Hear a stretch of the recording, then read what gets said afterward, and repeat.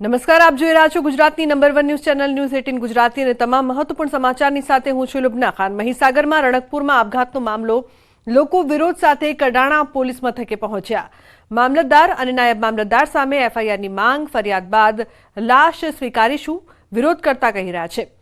તો મહીસાગરના કડાણાના રણકપુર ગામે જાતિનો દાખલો ન મળતા એક વ્યક્તિએ જીવન ટૂંકાવ્યું છે। રણકપુરના ડામોર ઉદાભાઈએ પોતાની પુત્રીના દાખલા માટે અનેક ધક્કા ખાવા છતાં દાખલો ન મળતા જીઆરડી ગાર્ડમાં ફરજ બજાવતા પિતાએ આપઘાત કર્યો। મૃતક દ્વારા કડાણા મામલતદારના અવારનવાર ધક્કા ખાતા અંતે કોઈ દિશા ન મળતા ગળે ફાંસો ખાઈ લેતા પરિવારમાં માતમ છવાયો છે। સ્થાનિકોના જણાવ્યા મુજબ મૃતકની પુત્રીને પોસ્ટમાં નોકરી મળી હતી, જેને લઈને નોકરી માટે અંગ્રેજીમાં દાખલો રજૂ કરવાનો હતો। ત્યારે ગુજરાતીનો દાખલો અંગ્રેજીમાં મેળવવા માટે પિતા દ્વારા વારંવાર ધક્કા ખાઈને કંટાળીને આપઘાત કરતા અરેરાટી વ્યાપી છે।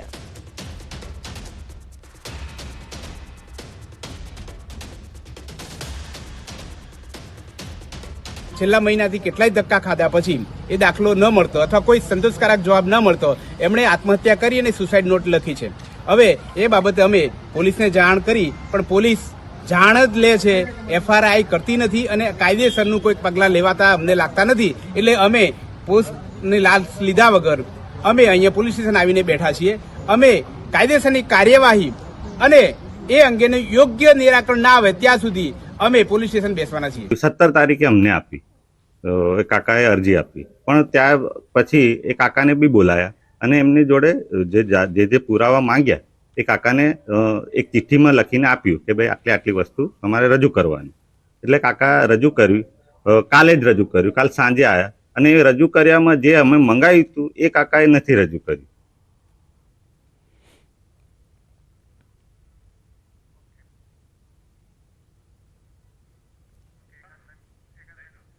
તો રણકપુરમાં વ્યક્તિના આપઘાત મામલે પુત્રીને જાતિનો દાખલો ન મળતા આપઘાત કરતા લોકોમાં રોષ છે। અન્ય સમાચાર પર નજર કરીએ તો ખંભાત જીઆઈડીસીમાંથી ઝડપાયેલી નશીલી દવાનો મામલો તપાસમાં કડી અમદાવાદમાં નીકળી। ધોળકામાંથી પકડાયું ડ્રગ્સનું ગોડાઉન, 100 કરોડથી પણ વધુનો મુદ્દામાલ જપ્ત કરવામાં આવ્યો છે। ડ્રગ્સનું રો મટીરિયલ હોવાનું પ્રાથમિક તારણ। તો ધોળકાના ગોડાઉનમાં રો મટીરિયલ મળ્યું। પુલેન ચોકડી વિસ્તારમાંથી રો મટીરિયલ ઝડપાયું છે। આફ્રિકન દેશમાં મોકલતા હતા રણજીત ડાભી દ્વારા મૂકવામાં આવેલ રો મટીરિયલ્સ દેવમ ઇન્ડસ્ટ્રીયલ પાર્કના ગોડાઉનમાં એટીએસે શરૂ કરી તપાસ। કંપની માલિક અને કંપનીમાં કામ કરતા લોકોની ચાલી રહી હતી તપાસ। 6 આરોપીઓની કરવામાં આવી હતી ધરપકડ।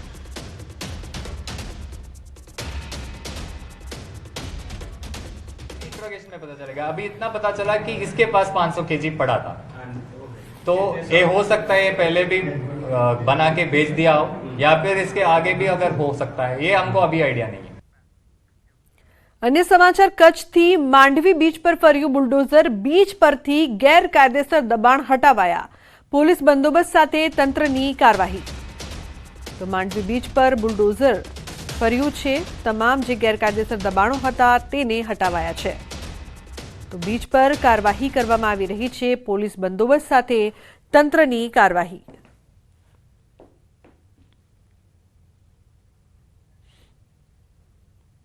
તો વડોદરા શહેરમાં માથાભારે તત્વોનો આતંક। મકરપુરા પોલીસ સ્ટેશન હદ વિસ્તારમાં વેપારી પર હુમલાનો પ્રયાસ। જેલમાંથી છૂટેલા મજિંદરસિંહ રાય નામના વ્યક્તિએ હુમલાનો પ્રયાસ કર્યો। વેપારીએ પૈસા માંગતા યુવક અકળાયો।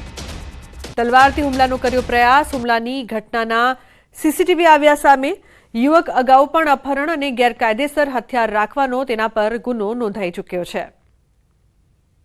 તો તલવારથી વેપારી પર હુમલો કર્યો। સમગ્ર ઘટનાના સીસીટીવી દ્રશ્યો સામે આવ્યા છે। બીજી તરફ ભરૂચમાં મારામારીનો વિડીયો વાયરલ થયો છે। પાલેજ ફાટક પાસે મારામારીની ઘટના। રિક્ષા ચાલક અને બાઇક ચાલક વચ્ચે જાહેર માર્ગ પર છુટ્ટા હાથની મારામારી। તો મારામારીનો વિડીયો વાયરલ થઈ રહ્યો છે। પાલેજ ફાટક પાસે મારામારીની સમગ્ર ઘટના સામે આવી હતી।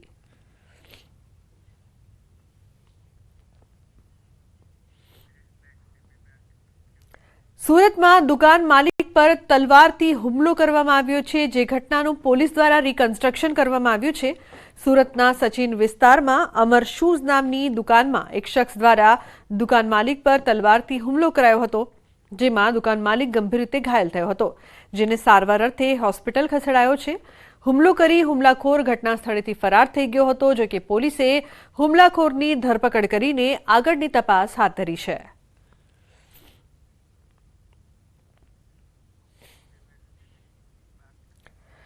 તો સોશિયલ મીડિયામાં ફેમસ થવા માટે લોકો ગમે તે હદે જવા માટે પણ તૈયાર છે. વિડીયોના અમુક કન્ટેન્ટ એવા હોય છે જે સમાજમાં ખરાબ મેસેજ પહોંચાડે છે અને આવા લોકો સામે પોલીસ કાર્યવાહી પણ કરે છે. છતાં આવા વિડીયો સામે આવતા હોય છે, ત્યારે સુરતના ભેસ્તાન વિસ્તારમાંથી આવો જ એક વિડીયો સામે આવ્યો છે. 5 જેટલા યુવકોએ એક રીલ બનાવી હતી, જેમાં જાહેરમાં તલવાર વડે જન્મદિવસની કેક કાપી દારૂ પીવે છે અને પછી જે વ્યક્તિ કેક આપે છે તેનો મિત્ર આવીને તેને ચપ્પુ જેવું ઘાતક હથિયાર મારીને તેની હત્યા કરી દે છે. આવા કન્ટેન્ટ સાથેનો વિડીયો સોશિયલ મીડિયા પર વાયરલ થયો હતો. પોલીસને આ મામલે જાણ થતાં આ સમગ્ર ઘટનામાં વિડીયોની તપાસ કરી 5 આરોપીઓની ધરપકડ કરી તેમના વિરુદ્ધ કાયદેસરની કાર્યવાહી હાથ ધરાઈ છે.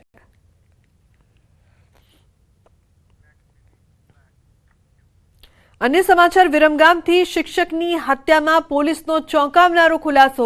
મૃતક અને આરોપીની પત્ની વચ્ચે હતો પ્રેમ સંબંધ. શિક્ષક અને પરિણીતા એકબીજાના વેવાણ હતા. બંને છેલ્લા 7 મહિનાથી મૈત્રી કરારથી રહેતા હતા.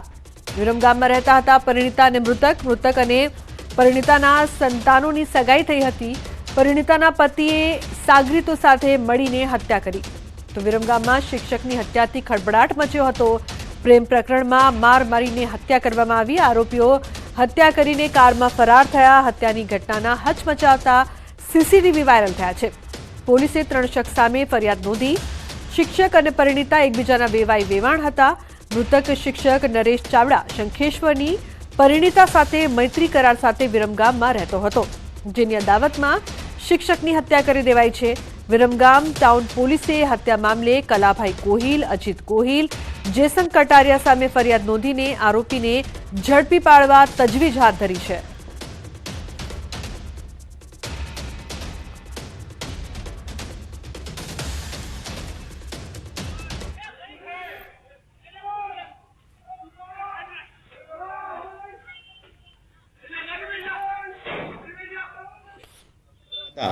એ આરોપી અને જે ફરિયાદી જે છે, મતલબ મરણ જનાર જે છે નરેશ જેસંગભાઈ ચાવડા, જેને જોડે મૈત્રી કરારમાં હતા, એમનો દીકરો અને જે મરણ જનારની દીકરી એને જોડે એની સગાઈ થયેલી હતી લગભગ 1.5 વર્ષ પહેલાં, અને એને આધારે એકબીજાને પરિચયમાં આવ્યા હતા. પછી એને વચ્ચે પ્રેમ પ્રસંગ થયો. એને છેલ્લા 7-8 મહિનાથી એકબીજાને સાથે લિવિનમાં રહેતા હતા. તો એનસીપી ગુજરાતમાં લડશે સ્થાનિક સ્વરાજની ચૂંટણી. તમામ સ્થાનિક સ્વરાજની ચૂંટણી એનસીપી સ્વતંત્ર રીતે લડશે. જિલ્લા, તાલુકા અને મહાનગરપાલિકાની ચૂંટણી લડશે. અજીત પવાર જૂથની એનસીપીના પ્રમુખ નિકુલસિંહ તોમરનો દાવો. ગુજરાતમાં ત્રીજા પક્ષ તરીકે અમે ચૂંટણી લડીશું. મહારાષ્ટ્રમાં એનડીએ સાથે અજીત પવારની એનસીપીનું ગઠબંધન છે, જો કે ગુજરાતમાં એકલા હાથે ચૂંટણી લડશે. કોંગ્રેસના મત કાપવાનો અમારો કોઈ ઈરાદો નથી, તેવું પણ હાલ તો કહી રહ્યા છે.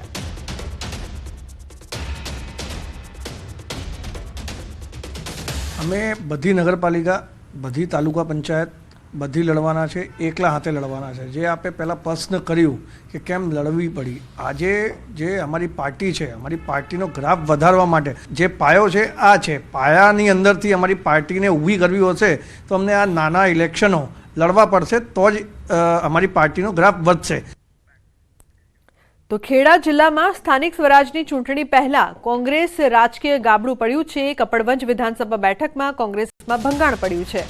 સ્થાનિક ધારાસભ્ય રાજેન્દ્રસિંહ ઝાલાની અધ્યક્ષતામાં નડિયાદના બીજેપી કાર્યાલયમાં 200 જેટલા કોંગ્રેસના કાર્યકર્તાઓ ભાજપમાં જોડાયા છે. મહત્વનું છે કે 2 દિવસ પહેલા કપડવંજમાં કોંગ્રેસે પાડ્યો રાજકીય ભૂવો, જેમાં 5 જેટલા ભાજપના કાર્યકરોને કોંગ્રેસ પોતાના પક્ષમાં સામેલ કર્યા હતા. ત્યારે હવે ભાજપે તેના જવાબમાં ખેલ પાડતા કપડવંજ વિધાનસભાના કટલાલ તાલુકાના ચાલુ સરપંચ, પૂર્વ સરપંચ, તાલુકા પંચાયતના સદસ્યો, દૂધ મંડળીના ચેરમેનો અને નાના મોટા કોંગ્રેસના હોદ્દેદારો જોડાતા કોંગ્રેસને ભારે નુકસાન પણ થયું છે.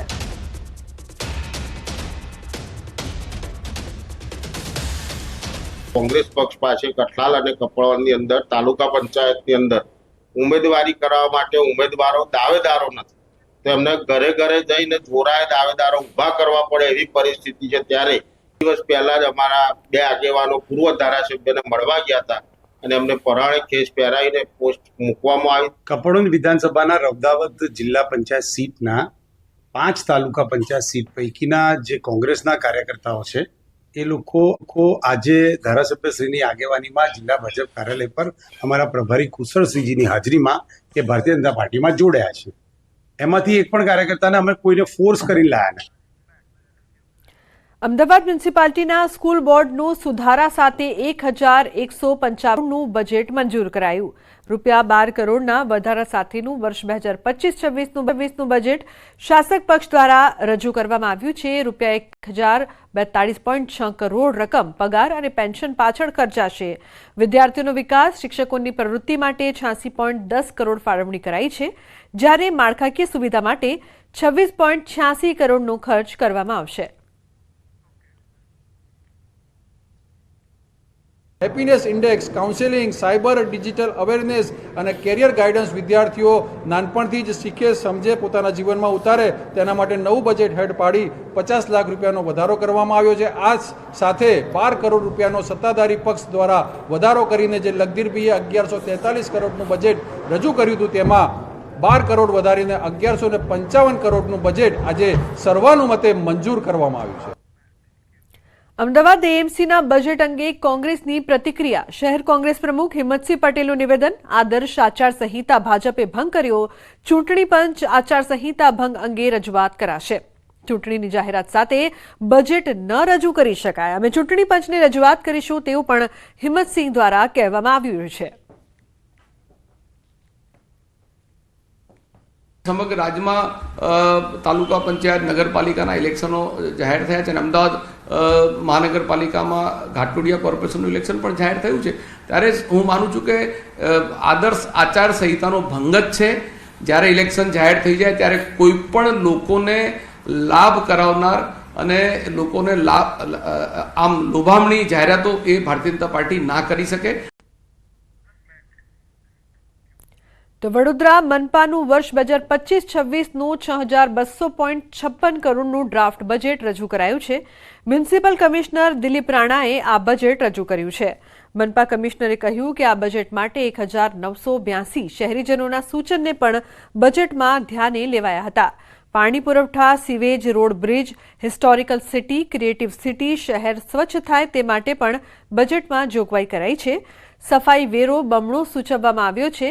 ઈવી પોલિસીને બજેટમાં સૂચવી છે. પોતાના ઘરની બાજુમાં લોકોને રમતગમતની સુવિધા, લાઇબ્રેરીની સુવિધા મળે તેવું પણ આયોજન કરાયું છે. વર્કિંગ મહિલાઓ માટે હોસ્ટેલનું આયોજન બજેટમાં કરાયું છે. અલકાપુરીથી ડેરીડેનથી કાલાઘોડા થઈને જેલ રોડ સુધી 300 કરોડના ખર્ચે પાલિકા બ્રિજ બનાવશે.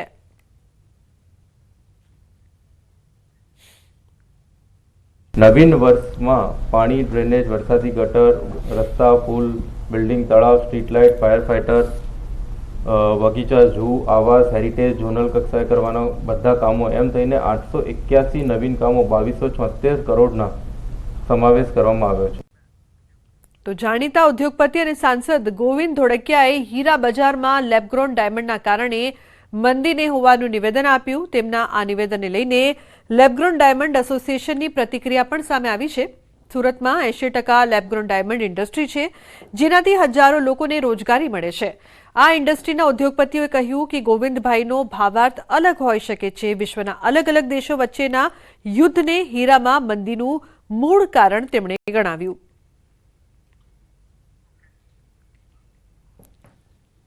સુરતનો સૌથી મહત્વનો ઉદ્યોગ છે ડાયમંડ, અને આ ડાયમંડ ઉદ્યોગની ધીરે ધીરે ચમક ઝાંખી થઈ રહી છે, મંદી ચાલી રહી છે. ત્યારે સુરત રાજ્યસભાના સાંસદ ધોળકિયા સાહેબ દ્વારા એક નિવેદન જૂનાગઢ ખાતે આપવામાં આવ્યું છે, કારણ કે ડાયમંડ ઉદ્યોગમાં સિન્થેટિક અને ડાયમંડને લઈને આ નેચરલ ડાયમંડનો ઉદ્યોગ કહી શકાય કે મંદીમાં ઘેરાયો. ત્યારે આપણી સાથે સિન્થેટિક ડાયમંડ અને ખાસ કરીને લેબ્રોન ડાયમંડ સાથે જોડાયેલા વેપારીઓ, અધિકારીઓ અને કહી શકાય કે મોટા ઉદ્યોગપતિઓ આપણે સીધા વાત કરીએ. સાહેબ, પહેલાં તો આપનું નામ અને જે પ્રકારે ગોવિંદ કાકાએ સ્ટેટમેન્ટ આપ્યું છે કે ભાઈ લેબ્રોનો અથવા સિન્થેટિક ડાયમંડને લઈને નેચરલ ડાયમંડનો ધંધો મંદીમાંથી પસાર થઈ રહ્યો, શું કહેશો?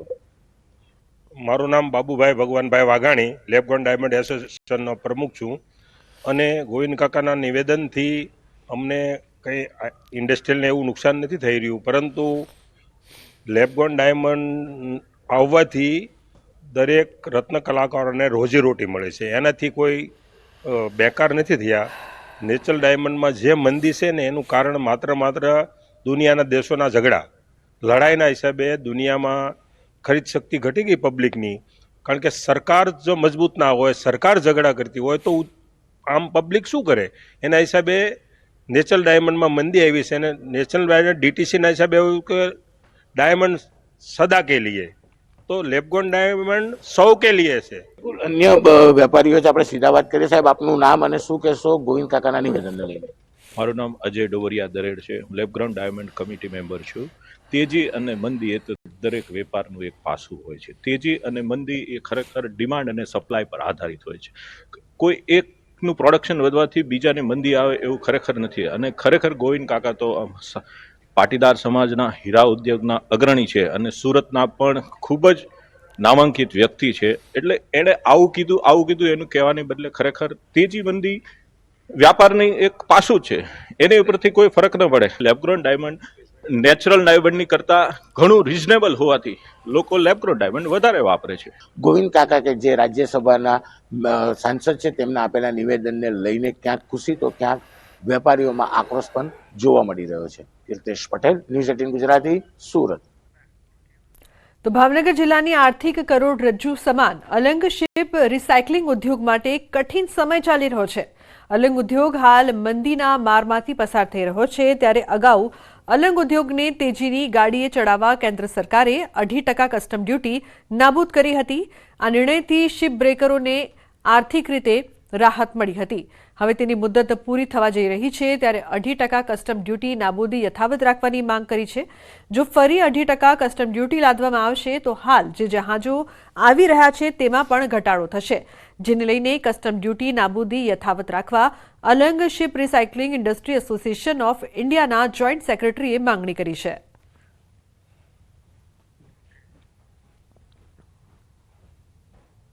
અલંગની પરિસ્થિતિ તમે જોઈ રહ્યા છો કે છેલ્લા ઇતિહાસની અંદર સૌથી ઓછા જહાજો આ વર્ષમાં લાગેલા છે અને ટનેજ પ્રમાણે પણ સૌથી લોએસ્ટ કામ આ વર્ષમાં અલંગમાં થયેલું છે.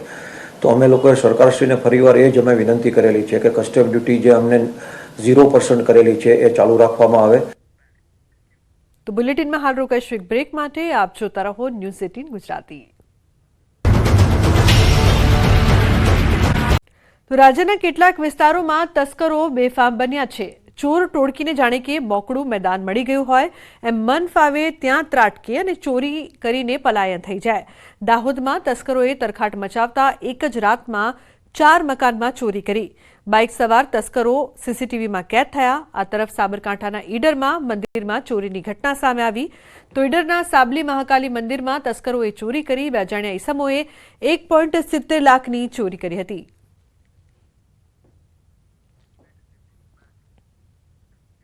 તો આણંદ જિલ્લામાં વધુ એક લવ જેહાદની ઘટના બનતા ચકચાર મચી છે. વિધર્મી યુવકે નામ બદલીને યુવતીને પ્રેમજાળમાં ફસાવી. આરોપી પોતે બોરસદમાં રહેતો હતો, તે અવારનવાર આણંદ આવતો હતો. તે દરમિયાન યુવતીના સંપર્કમાં આવ્યો હતો. યુવતીને પ્રેમજાળમાં ફસાવી તેની સાથે લગ્ન કરવાની લાલચે શારીરિક સંબંધ બાંધ્યા હતા.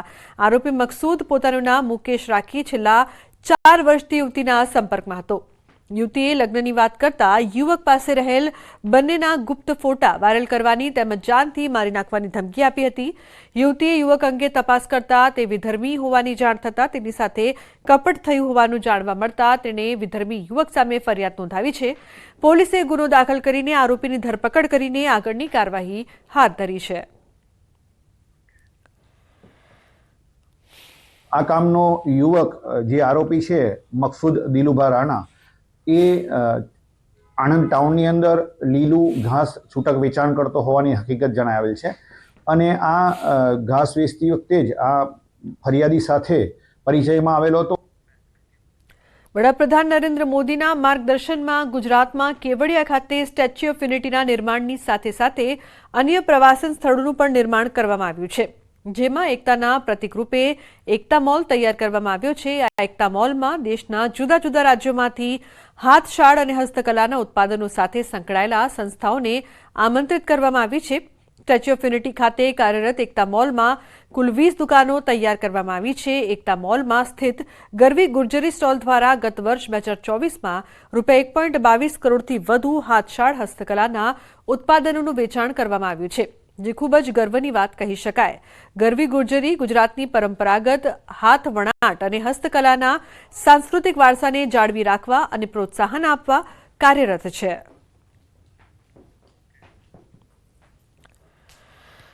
પ્રધાનમંત્રી નરેન્દ્ર મોદી દ્વારા કેવડિયા કોલોની ખાતે સ્ટેચ્યુ ઓફ યુનિટીનું લોકાર્પણ કર્યા બાદ 2019માં એકતાનું પ્રતીક એવું એકતા મોલનું અહીં નિર્માણ કરવામાં આવ્યું છે.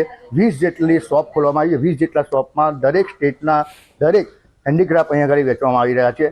ખાસ વાત કરી રહ્યા છે કે જે આ ગઢવી ગુર્જરી નામનું એક સ્ટોલ છે, જે ગુજરાત સરકાર દ્વારા હસ્તકલા જે હાથથી બનાવટની વસ્તુ તમામ વેચવામાં આવે છે. ગત વર્ષે એટલે કે 2024 આ મોલે રેકોર્ડ તોડ્યો છે. 4 લાખ પ્રવાસીઓ આ મોલની મુલાકાત લઈ ચૂક્યા છે. શું વેચાય છે અને કઈ રીતે આપણે પ્રવાસીઓ આવે છે અને કેટલા આવ્યા?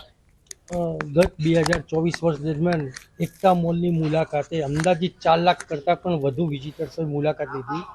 અમારો શોરૂમ ગરવી ગુર્જરી એમ્પોરિયમ એ ગુજરાત સરકારનું સાહસ છે. અમારા ત્યાં વિઝિટર્સ લગભગ ગુજરાતની આઇટમો લેવાનું ઘણું પસંદ કરતા હોય છે. હસ્તકલા જે પ્રવાસીઓ અહીં આવે છે, કેવી ખરીદી કરીને કેટલે હોશે જતા હોય છે? અહીંયા બહુ સારા એવા પ્રમાણમાં ખરીદી કરતા હોય છે.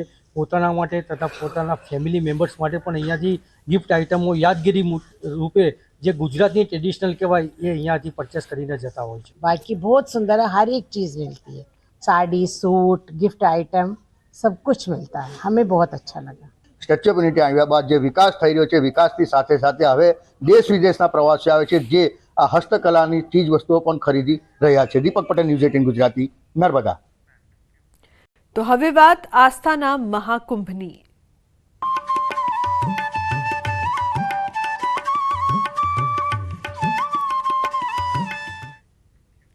તો મહાકુંભમાં સ્નાન કરવા માટે પ્રયાગરાજ તરફ ભક્તોનું ઘોડાપૂર ઉમટ્યું છે. મોટી સંખ્યામાં લોકો આસ્થાને ડૂબકી લગાવવા પ્રયાગરાજ આવી રહ્યા છે. આટલી મોટી સંખ્યામાં લોકોના આગમનને પગલે જ્યાં જુઓ ત્યાં માત્ર ને માત્ર લોકોનું કિડિયારું ઉમટ્યું હોય તેવા આકાશી દ્રશ્યો સામે આવી રહ્યા છે. હજુ પણ લોકો મહાકુંભમાં સ્નાન કરવા આવી રહ્યા છે. મૌની અમાવસ્યાને લઈને લોકોમાં અનેરું મહત્વ છે, એટલા માટે જ લોકોની ભારે ભીડ જોવા મળી રહી છે. મહાકુંભમાં 15 કરોડથી વધુ લોકોએ સ્નાન કર્યું છે. અત્યાર સુધીમાં 15 કરોડથી વધુ ભક્તોએ સ્નાન કર્યું. મકર સંક્રાંતિના 3.5 કરોડ લોકોએ અમૃત સ્નાન કર્યું હતું. તો મૌની અમાવસ્યા પર 10 કરોડ લોકો આવવાનો અંદાજ છે. મહાકુંભમાં ભક્તો માટે ભવ્ય વ્યવસ્થા, સુરક્ષા એજન્સીઓની દરેક ખૂણે બાજ નજર.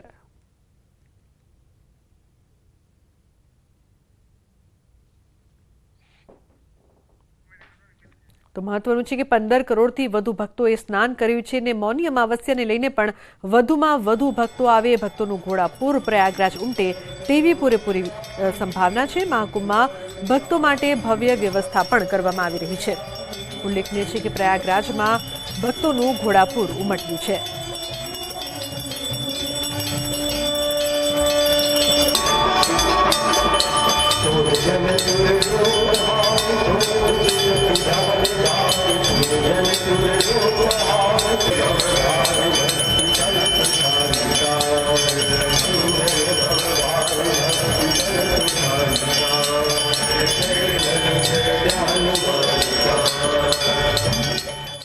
તો બુલેટિનમાં હાલ બસ આટલું જ. તમામ મહત્વપૂર્ણ સમાચાર માટે આપ જોતા રહો ન્યૂઝ 18 ગુજરાતી. નમસ્કાર.